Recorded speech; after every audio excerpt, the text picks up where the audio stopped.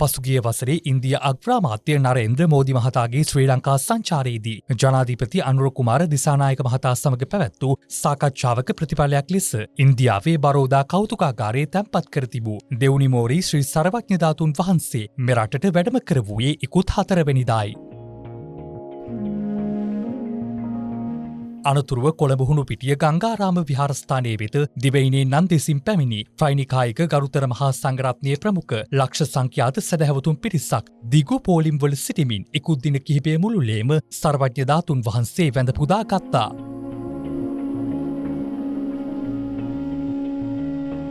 සර්වඥ ධාතුන් වහන්සේ වන්දනාව පැවැත්වුණේ කොළඹ හුණුපිටිය ගංගාරාම විහාරාධිපති පූජ්‍යපාද කිරින්දේ අස්සජී නායක ස්වාමින්වයන් වහන්සේගේ අනුශාසනය මතයි. උදෑසන සිදු කෙරුණු විශේෂ ආගමික වතාවත් වලින් අනතුරුව දෙවුනි මෝරි ශ්‍රී සර්වඥ ධාතුන් වහන්සේ වන්දනාව නිමාවට පත් කෙරුණේ ධාතුන් වහන්සේ නැවත ඉන්දියාව බලා වැඩම කරවමින්.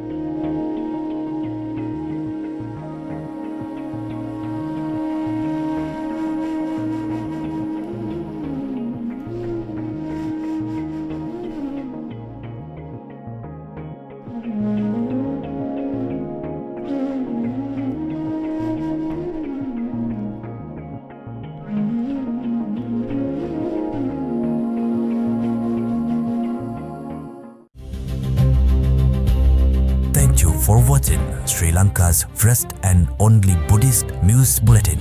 Stay connected and stay informed with Susambesha News. Join us on the Susambesha News YouTube channel and Facebook page. Sri Lanka's first and only Buddhist news bulletin, Susambesha News.